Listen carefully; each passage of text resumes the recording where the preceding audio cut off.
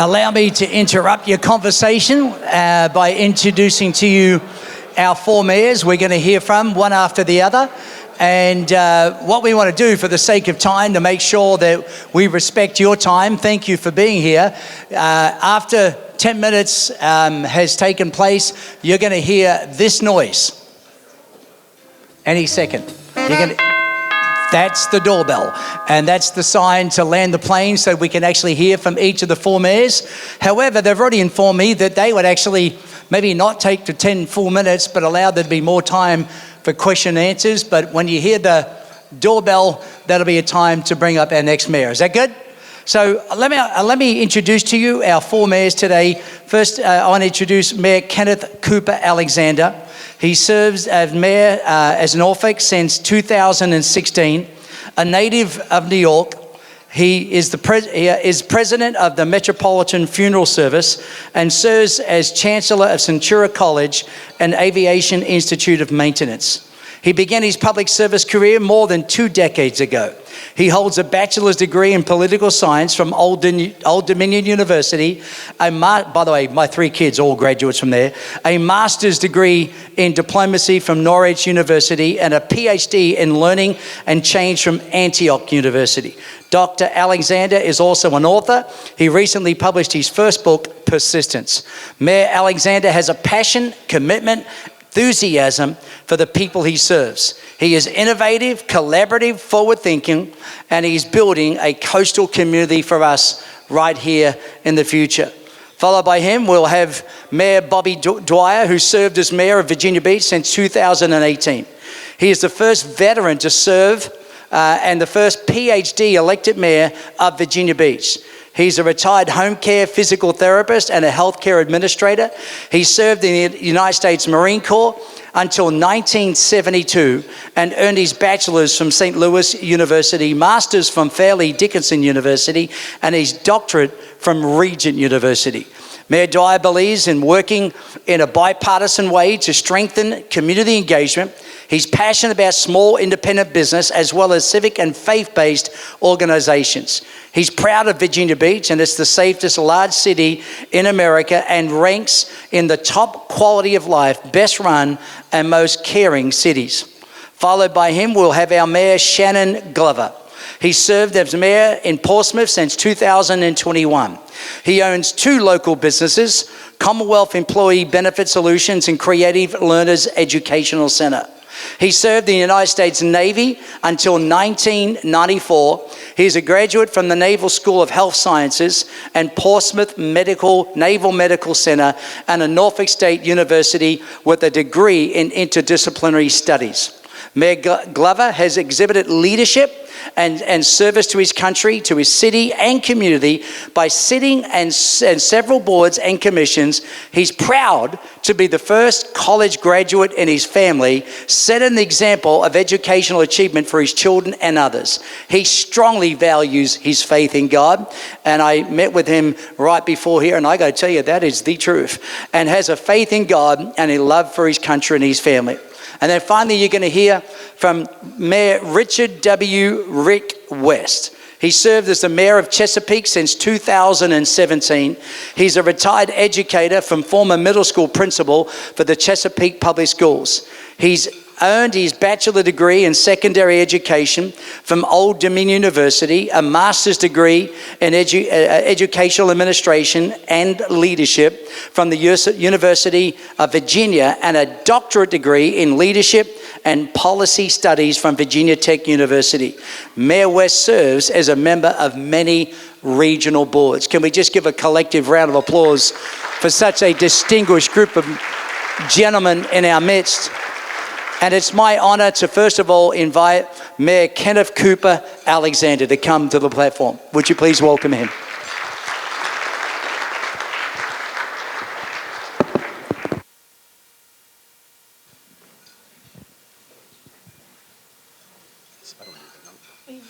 Thank you. Thank you very much. I even have a timer. I feel like I'm back at City Council. 3 minutes, please. Well, first, Steve, let me give my thanks to you and the Wave Leadership College and all of the sponsors that are here. It's good to be with all of you. I'm going to take about 2 minutes. The mayors have agreed that we will take 2 or 3 minutes just to give a brief highlight of the work in our cities, but spend more quality time with you. If we took the entire 10 minutes, that's 40 minutes. Guys, that's 40 minutes. I'll lose Morgan Davis in 30 or less. Leadership is essential. Leadership is essential to any organization, bank, city, school, you name it. Without leadership, our organizations will never achieve the overarching goal. So what is leadership? Mayor, banker, governor, college president, doesn't make a difference. It's about who you are. It's about your personality, your traits. It's also about how you behave as a leader. Are you inspiring? Are you benevolent? Are you empathetic? And lastly, leadership is about how you work with others. Do you partner? Do you collaborate? Which brings me to regionalism. Yes, we are 7 independent cities wholly beholding to the Commonwealth of Virginia. All-knowing, all-powerful, all-knowing, omnipresent Virginia. And so we are forced to work together because there are 38 independent cities in Virginia. And Governor, there are 3 others, but we don't count those. That's St. Louis, Missouri, Carson City, Nevada, and Baltimore. But Virginia, 38 independent cities, 95 counties, makes it very difficult for us to do deals, to do things, because there are 7 different taxing structures. Coffee in Virginia Beach is cheaper than coffee in Portsmouth because I go to Wawa and 7-Eleven at both, or Miller's. Shannon, your coffee costs more. Virginia, because of taxes. But think about if we had really one structure. It makes it very difficult for Brian to bring a business to Virginia Beach or to Norfolk or to Chesapeake because we do compete. So it's unfortunate that we have to compete, but we're working together through regional boards, commissions, and authorities to grow our economy. I'll close with this. 25% of all of Virginia's economic activity is generated where? Here in Hampton Roads. 1/4 of all of the economic activity in the Commonwealth of Virginia we generate, and we send it to Richmond. We get very little back. The second point I want to share with you is that 40% of our regional economy is tied to the military. People, we have to grow and diversify our economy so that we can compete not only with Northern Virginia and Richmond, but also with many regions in the southeastern United States.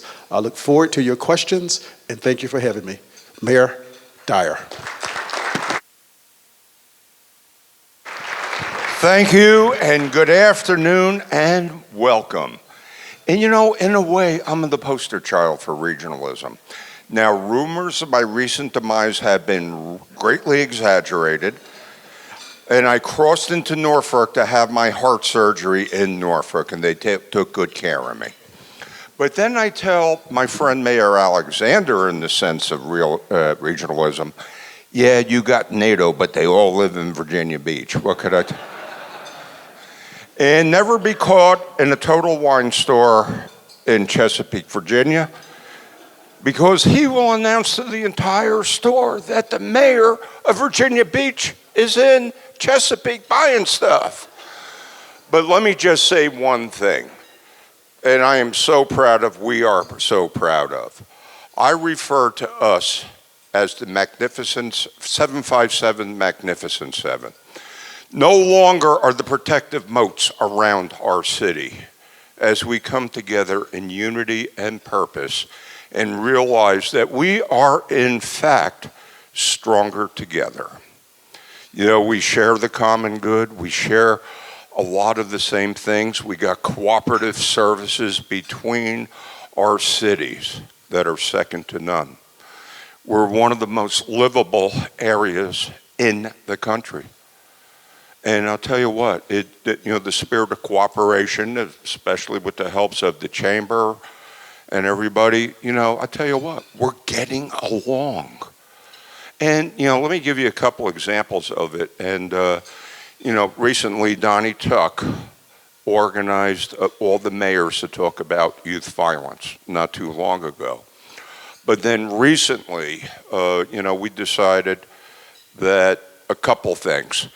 The mayors and city managers are going to be getting together once a quarter just to caucus and see what's going on.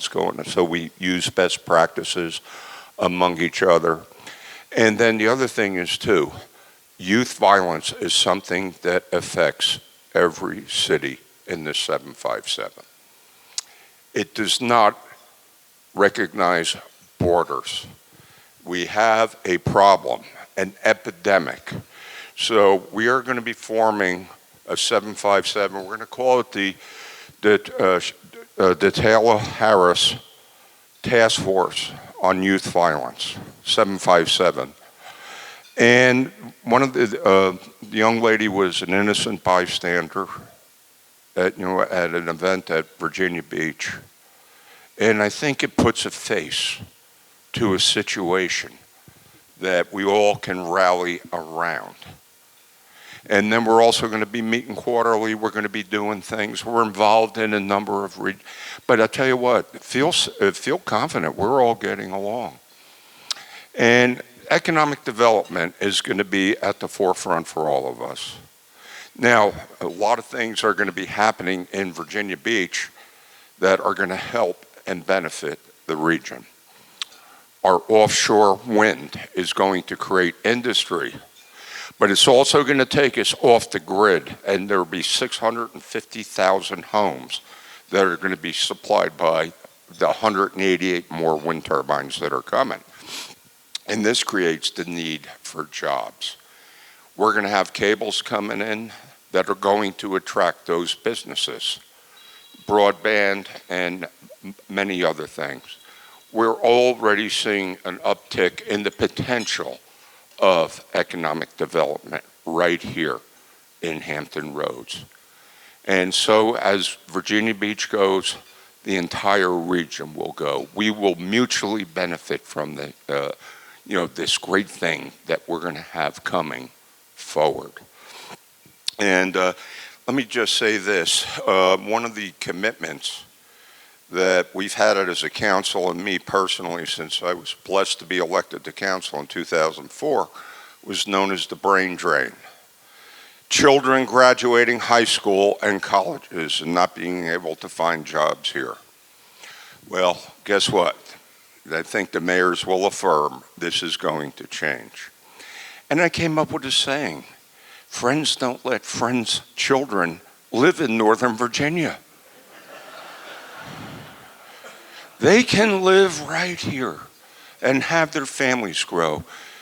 When you think about, we are a region of heroes.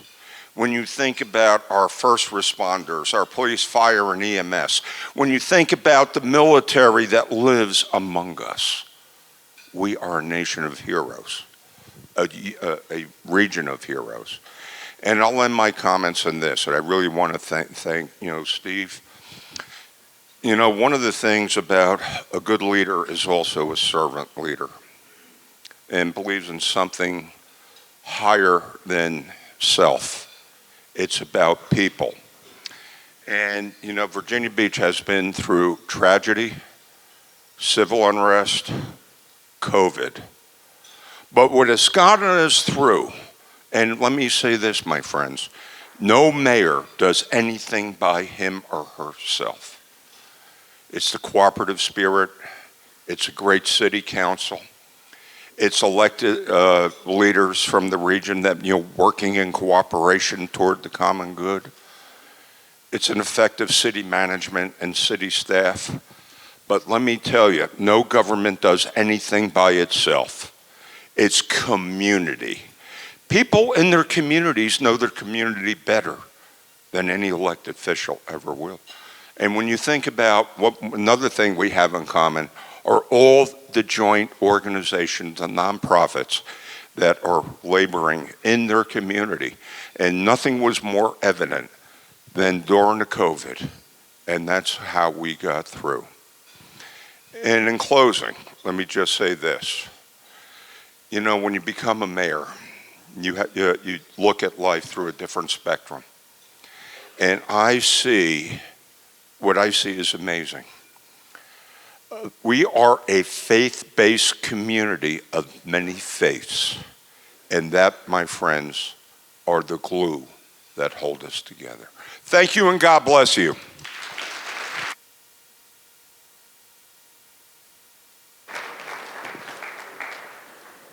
So I was sitting there thinking, is my mic live or are they going to make my mic live? So thank you for making my mic live. First of all, I want to thank you all for having me and the opportunity to speak before this very important organization. I want to thank you, Pastor Kelly, and all of the folks that made this event happen. I want to thank my city manager, Angel Jones, for joining me. I'm excited, folks, and I am excited for a number of reasons. First of all, let me make something clear. All of those mayors that got up just now, what they didn't tell you is Portsmouth is the oldest city. Okay? So with the oldest kind of being like the big brother, we got a lot to come from. But I will admit, my good friend, Mayor Alexander, I call him the elder statesman because you all know how he has led, whether it was locally in the state, and he is certainly one to be reckoned with. So I do defer to him a lot because here's the deal. I'm a football guy. I love football. So if you know about football, when you come to a team, you have the veteran leadership that knows what to do, and then you have the rookies. Right? I'm the rookie, but I'm a high draft choice. So I say that to say that in Portsmouth, so what are we doing in Portsmouth? Because I get all these snide remarks, these funny looks. Town Bank is headquartered in Portsmouth, okay? Good to see you, Morgan. I get all these funny looks from people. Portsmouth, what are you doing in Portsmouth? Well, let me just explain to you a few things about what we're doing in Portsmouth and what we're doing in the region. First, let me say that regional collaboration is what it's all about. We cannot be the region that we desire to be if we're not working together on the issues that impact us. You heard about those issues, so I'm not going to go into them. But what are we doing in Portsmouth? Well, first of all, Portsmouth is a blue-collar community. Many of you got your start in Portsmouth. And we're a blue-collar community because we have the oldest naval shipyard. We have the oldest naval hospital. We have the Coast Guard base. But we have industry all across the board. And so what we're doing in Portsmouth is reconnecting our citizens and our community to what we're doing in our backyard. More importantly, we're sharing. We're sitting down with our regional partners, and we're understanding how we can work together. Yes, we do compete with one another, but it doesn't have to be competition at the expense of the other cities. There's certain things that we can do together. For example, Mayor Dyer just mentioned offshore wind. Well, offshore wind is going to be headquartered where, guys? In Portsmouth. Yeah. And guess what? We're going to share the wealth with everybody. It's going to create a bigger boat, and everybody's going to be able to benefit from that boat from a regional perspective. We all share in the challenges of climate change, right? We flood in Portsmouth too. Just so you know, we flood in Portsmouth too. So climate change and green energy jobs are what we're all interested in. And most importantly, our human capital. How do we retain and attract those young people and our existing members of our community to get engaged and get involved? We've got to make sure that we continue to create those opportunities and challenge them to be here. I'm excited about the broadband authority that we put together, the regional broadband authority. That's going to be huge for developing our technology base here in Hampton Roads, and I look forward to working with my mayors as we move forward in that direction. There's so many good things that are happening with our cities. Couple more things. I shared with Mayor Alexander, and he shared with me, we're separated only by a water highway, right? There's no reason why we're not doing more things together right there, right now. And we're going to work on that, and we're going to make it happen. So you might see some things happen with Portsmouth and Norfolk that you haven't seen before. Stay tuned. But most importantly, in Portsmouth, we say that Portsmouth is for people, all people. And I want to leave you with this on the ending of Black History Month, which is American history. I want to let you know that there's an African proverb that says, if you want to go fast, go alone. But if you want to go far, go together. I hope that we want to go far. Look forward to working with my mayors. Thank you for your time.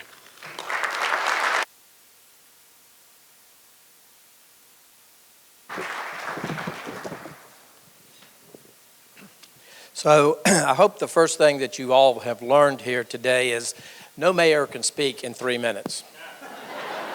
No, not possible, anytime. You know, it really is a privilege. Leadership is a lot about learning. And what I have learned here today and what I have learned in being a part of, or learning about this organization, that there are people in our region that are preparing people, faith-based young people, to lead our region, because that is truly our answer. I meet with a group of men every Monday morning at 7:30, and our main goal is to talk about how we can keep faith in Chesapeake, because we believe that that is the essential part of leadership and the essential part of making our city great and our region great and our state great. That's the only way that we know to achieve that. And so it's so wonderful to see so many people here today that have that belief and that care enough about this region and their cities to be here and to talk about these things. So it really is very exciting for me today.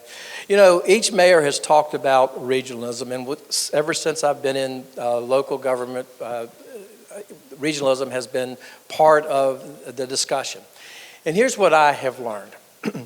Regionalism is extremely easy to talk about and want to do and promise ourselves that we're going to do it.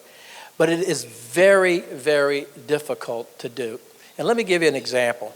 This morning I called our fire chief because there is a system called Automatic Aid Response System that each one of the cities here today have agreed, all the fire departments have agreed that this system is a way, if there is a fire, regardless of what jurisdictional boundaries you're in, the city that is close, that has the closest station, will go there and will provide the fastest service to that emergency. Now, that seems like a very common sense thing to do. I learned this morning that that concept started 10 years ago. Everybody wanted to do it. Everybody had a desire to do it. Everybody saw the need to do it, but actually doing it was very difficult. He explained to me that the technology of the GIS systems and getting all the things worked out took 10 years, 10 years. And even today, trying to coordinate those public safety services for the police, there are all kinds of state laws and federal laws that get in the way that have to be changed. And so while it is a thing that we all desire, it also requires a commitment that we all need to work towards to get to. I really look forward to answering questions about the specifics of how to get there and why we want to get there. Bobby mentioned economic development, and it's absolutely second to public safety in terms of our region. We must have a public safety system that provides a safe environment for our citizens. You know, Chesapeake was created in 1963 by merging the city of South Norfolk and the county of Norfolk County. That required partnership. And our city has been has been based on making partnerships, whether it's political partnerships, jurisdictional. We're a large city with 353 square miles, so we have to create partnerships in order to exist. And so regionalism for us it comes secondhand. So we have that desire to work together. We certainly look forward to working together more. I'll give you another example. Our city has spent a lot of money creating a public safety step plan. Our cities communicate with one another. I've learned recently that 2 or 3 other cities are using that study to implement in their city to make sure that public safety folks they're paid as they deserve to be paid. And so we do share things, but getting to the point where we are truly partners, that is going to require a great deal of work, a great deal of dedication, and a great deal of conversation. Again, I look forward to our questions. I hope I kept closer to that 3-minute mark than our other mayors. Oh, one other final thing. One of the things that I think I've always heard, in the past I've heard mayors when they get up and talk about their cities. In the past, it's always been how I can tell you how Chesapeake is better than Virginia Beach and Norfolk. But we haven't heard that today. A little joking maybe here and there, but that's not where we go. I think every mayor in this room understands that our cities are unique and we have something to offer. We cannot duplicate. We don't have an ocean. We don't have a downtown, but we do have land. We do have something to contribute to the economic development of this region. And so we're ready and willing to give. And thank you so much for being here to listen to us. Thank you, sir. I'm going to invite our mayors to come and join me. Can we show appreciation? They did good, huh? That was... And I'm gonna lean on you a little because I actually want to just hear from each of you a little bit more about your vision for your city. And I love the fact that there's a thought about working together. Here we go. We got enough chairs here for everyone. We do. So please take a seat. And I'm just gonna say, just if you're able to share with me and share with everyone here, just in as brief as you can in a question. What is your vision? If you were to encapsulate it in just a few short, sharp sentences, what's the vision you have for your city? Well, I'll tell you, growth, prosperity, and a community. And once again, we're the largest city by population. We want to have everybody feel engaged in their government and trust their government. And we can do that together. And it starts with the leadership, but it also depends on the community within. We need economic prosperity to survive. Our infrastructure is aging rapidly. We have to think business, but let's not forget about people. Oh, and by the way, Rick, you hit the 3-minute mark 7 minutes ago. Thank you. Thank you, Steve, for the question. So Norfolk, of course, is the oldest city. Incorporated in 1845, Portsmouth, 1858. I'm just saying. That's one. Well, the vision for Norfolk is to continue to be resilient, to continue to be sustainable, and continue to be the hub for Hampton Roads. If it's the financial market, if it's healthcare, if it's higher education, if it's home of the largest naval base in the world, it's in Norfolk. NATO, of course, is in Norfolk, but more importantly, will all of our people prosper and grow and can live a meaningful life, a meaningful life. That's the vision for Norfolk. How do we achieve this? We break it down in achievable parts and goals and then appropriate the right money strategies. Is how you put your resources to achieving your goal. So, being the oldest mayor up here, let me just say, being old ain't nothing to brag about. To make that clear. So, Chesapeake is an agricultural city. I mean, we were farm.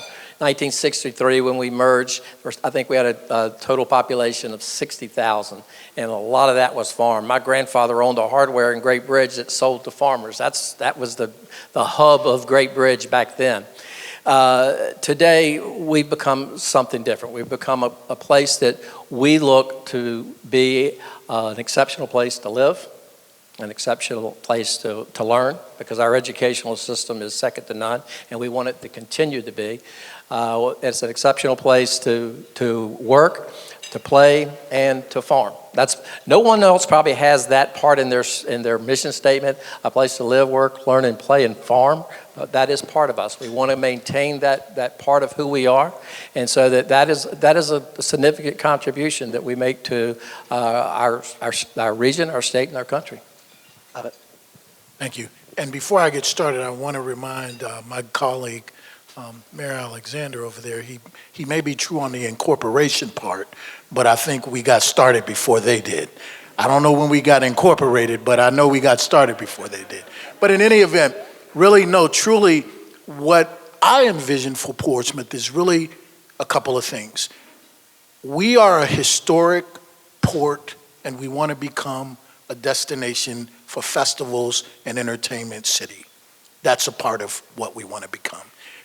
But the other side of that is we are a blue-collar city, as I said before, and we have to recreate, we have to reinstitute those things that make strong families and that make strong communities. Many of you probably in this room had an affiliation with the Norfolk Naval Shipyard. Those are good blue-collar jobs. With offshore wind and clean energy, those will be good technical blue-collar jobs. And we're focused on first getting our folks scaled up and ready to go. You know, we have some challenges in Portsmouth. The truth of the matter is we've got one of the highest poverty rates here in Hampton Roads. We also, unbeknownst to maybe some of you, we're probably the city that has the highest tax rate. We are the city with the highest tax rate, but also the federal government, who we love, they occupy a lot of our space. And because of that presence, we're not able to get tax revenue from that. And I always ask folks, if you had to live on 60 cents of a dollar, we got a banker here, you probably are not going to be able to cover all your costs if you're living on 60 cents of a dollar. That's where we are in Portsmouth. But we make no excuses for where we are because we've still got to be good stewards. The bottom line is we're up and coming, we're moving in the right direction. Our citizens and our leadership is excited about our opportunities, and we will be better. Thank you. Very good. That's good. Okay. There's no doubt without a vision, people perish. Absolutely. And when we work together, we're better. You know, we are more powerful together than by ourselves. I was talking to several different business people who are asking, what would you want to ask our mayors? And this was one of the most recurring questions that was being asked to ask of you. What is being done right now or in the future, in our future plans, to draw more businesses into this area? Economic development, economic development, economic development, working cooperatively with each other, providing the resources. But here is going to be the key ingredient. We have to provide a workforce when right now in our region and in this nation, the workforce is depleted. We can't look at them as challenges, but we got to look at them as barriers to success. You know, we can have the offshore wind, but we need folks that are going to have to maintain it. We have to play chess, not checkers. We have to look forward to the future. We're starting a skill bridge program with our folks with the Navy. When people retire from the Navy or any branch, and we're proud that our region represents every branch of the armed services, that they have a home right here in Hampton Roads. But to do that, we have to make sure that we have the jobs for them and they have the skills, putting them together. It's going to be a challenge, but together we could do it. Thank you. Three things will come to mind. One, you have to have a very friendly, business-friendly city council. Number one. It has to be easy to do business in your city.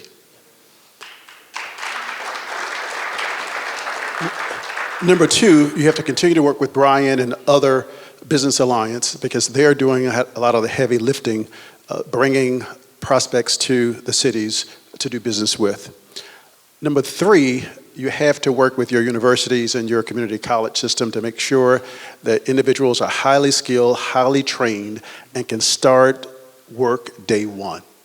If they're not highly skilled, highly trained, and can do the work, have the competencies, they're not coming to your city. So what does it mean to be business friendly? Because I think there was a great applause and I think everybody up here, what does that mean? You can't take forever to get their business license through zoning, through planning, and out of the ground.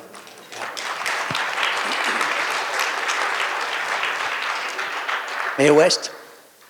I think they're excellent points, particularly with the Alliance, Kenny. I think it's the Hampton Roads Alliance plays a major role in advancing us as a region. I know we have tried city by city to bring businesses here, and the results is dismal. There are 40 regions that are comparable to Hampton Roads size, and when it comes to job growth, when it comes to wage growth or GMP, we are 37th, 38th, 39th, 40th. First of all, we have nowhere to go but better. So it's easier to improve what we've been doing, but we have to do something differently than what we've done. And I think branding ourselves as a region is very, very important. And also, each city staying in their lane and asking what they have to offer. You know, we have a great piece of land on 17 Williams Farms, 4,000 acres, is an ideal spot for a mega site for a major manufacturer. That is the kind of deal that would change our region. Having talked to mayors from other parts of the country and out of Houston, that changed the surrounding cities from Houston when the big manufacturers came. And so I think we can talk about all the small businesses, and that's great. That is the backbone of who we are. But we need something big. We need a major battery manufacturer or some auto manufacturer, but we need that, and we need it in this region, and we need it soon. Wonderful. So, everything that Mayor Alexander said. But I'll add a little bit more. No, seriously, everything he said was spot on. But I'll add something else of what we did in Portsmouth. So in the book Job Wars, I don't know if you guys have read that, but the author was the guy that's involved with Gallup polls, Mr. Gallup. And he talks about in Job Wars, you know, America, we have to get back to our foundation. We have to get back to manufacturing, training our folks, and get them ready for the jobs that are going to be available. So in Portsmouth, we see an opportunity to do that, and we created a program called Portsmouth at Work.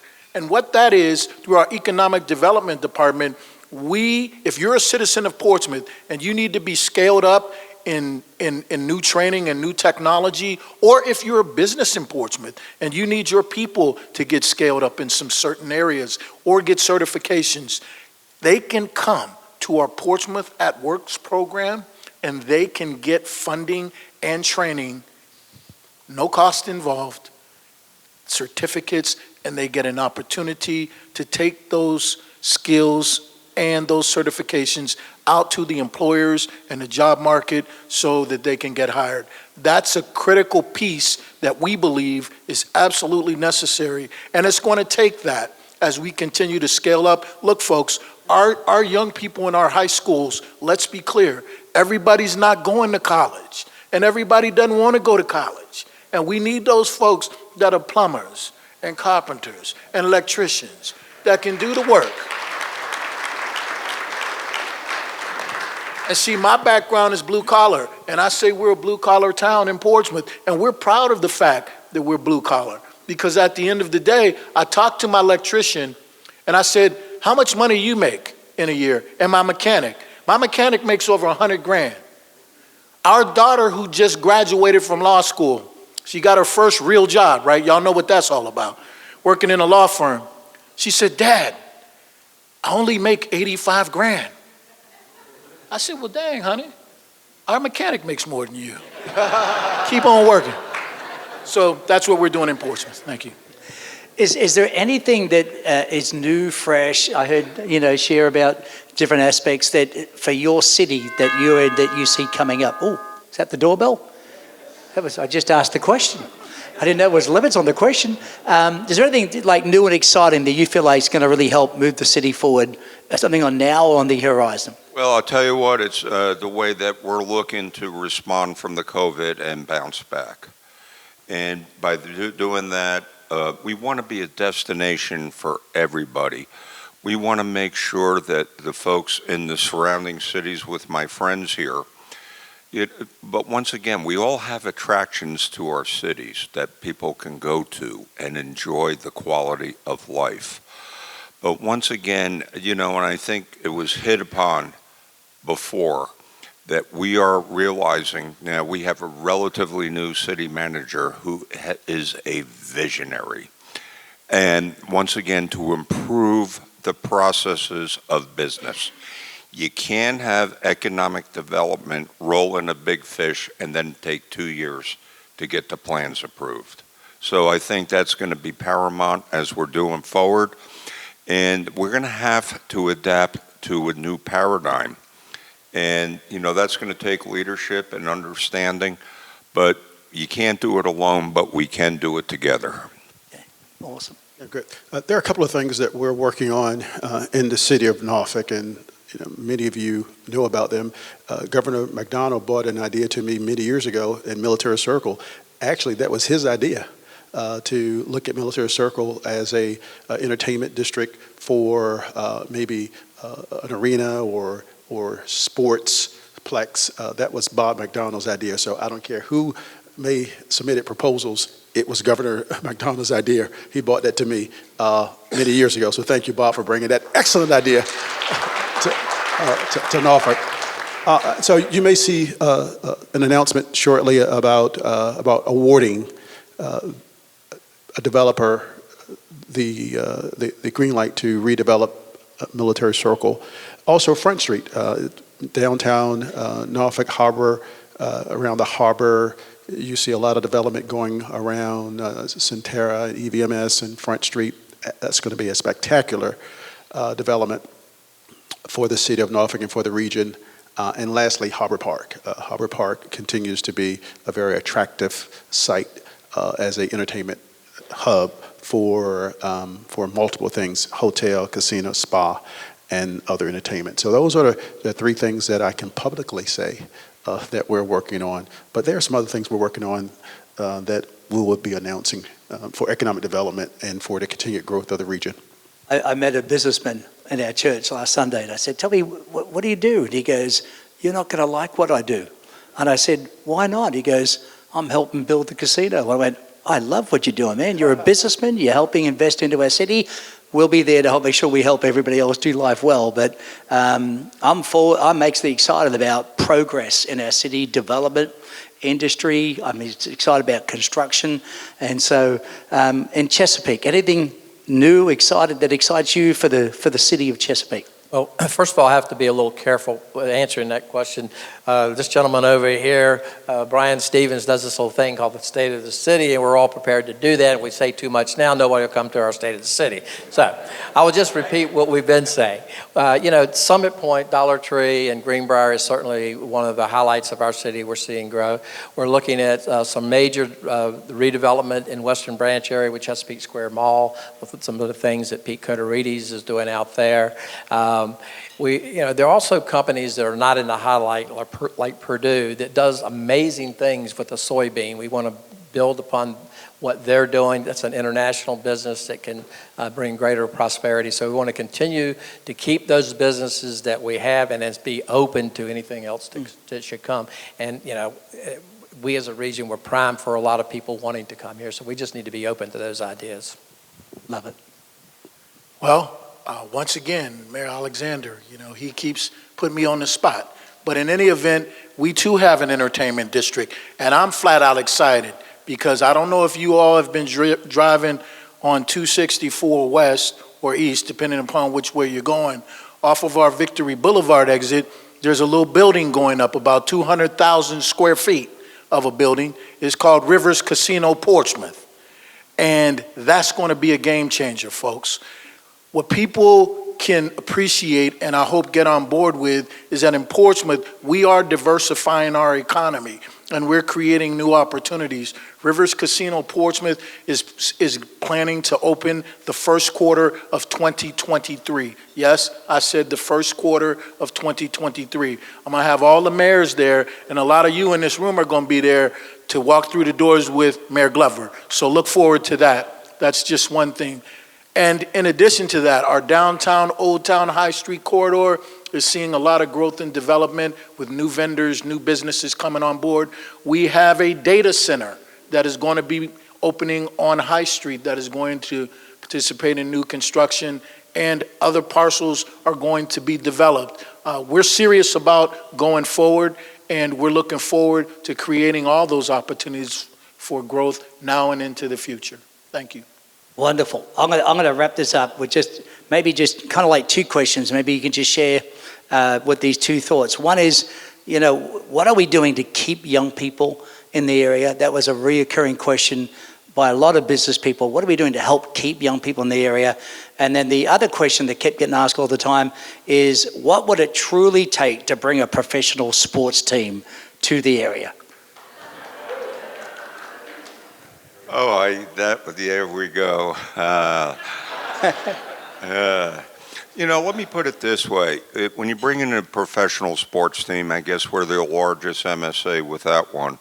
But let me tell you about the value of having the ability for basketball teams and soccer teams throughout the East Coast coming down. Our sports center that we built is amazing because we could put 14 basketball, 14 volleyball courts. We can put down mats. We have soccer fields. We got softball. And that's benefiting our friends in Chesapeake and Norfolk too, staying in the hotels. Now, once again, we have a city manager, and I'm just being honest with you. We stole them from Cincinnati, and they have a number of professional sports teams. It's very high maintenance and they cost a lot. If you go to a sports event and it costs a family of $400 to $500, that might be disposable income coming out from somebody. While it would be nice to have a professional sports team, and the other thing is the disadvantage that we have right here is somewhat logistics, because a military circle is far more adept at having an arena there. But regardless, we are a congested cul-de-sac and getting people here. But once again, let's exploit the opportunities we have, and then, let's always be open to any suggestion that comes in. But once again, it's creating the life in terms of why young people should stay here. We're a very livable region. We just got to provide the jobs for them. Yeah, thank you, Steve. Two thoughts. One, to get more young people to stay and to attract them to our region, there are a few things we have to do. One, we have to improve mass transit. Light rail must go to Virginia Beach, to Chesapeake, to Newport News, to Hampton. We have to improve somehow on our transit system. The second thing we have to do is to ensure that there is opportunity for growth and professional development for them, not only in higher education, but also professionally in jobs and opportunity. As relates to getting a sports team here, one, we have to build it, and Norfolk will build it. The second piece is more difficult. The amenities that a sports team will ask for. They ask for a lot of money, a lot of incentives to build out the stadium. We can build the arena, we can build it, but to really outfit it, to grow it to that level, to attract a professional team, it will require a lot of incentives.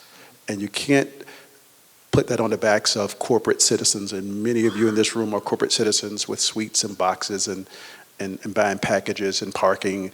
It's more than that. It's going to take local participation and a performance grant or some type of incentives to really attract a sports team. So I have 4 kids. 2 of them have moved to the northern part of the state, and 2 are right here in Hampton Road. So I kind of know what, on a first-hand knowledge, why they want to be here. When we went to Raleigh-Durham, Ryan, there are a couple things that I took away from that. Number one is that region was willing to embrace diversity. Number 2, they embraced coolness. So to answer your question about keeping our young people here, I think we have to find a way to be a cooler place, a place for young folks who want to go, hang out, and not just in Norfolk, not just in Portsmouth or Virginia Beach, but in every city. They need to have a place close to where they work with good public transportation to get to these places that they like to just hang out. And then secondly, we have to have wages that will attract them. Well, I have one youngster who wanted to come back, but honestly, the type of jobs that we have in this region are not at the level that attract higher achieving young folks. And so we need to provide good jobs. We need to provide good quality of living by having cool places to go. Thank you. Absolutely. I'm not going to reiterate everything that was said. Transportation key. The reality is we've got to talk to young people and see what they need, what they desire.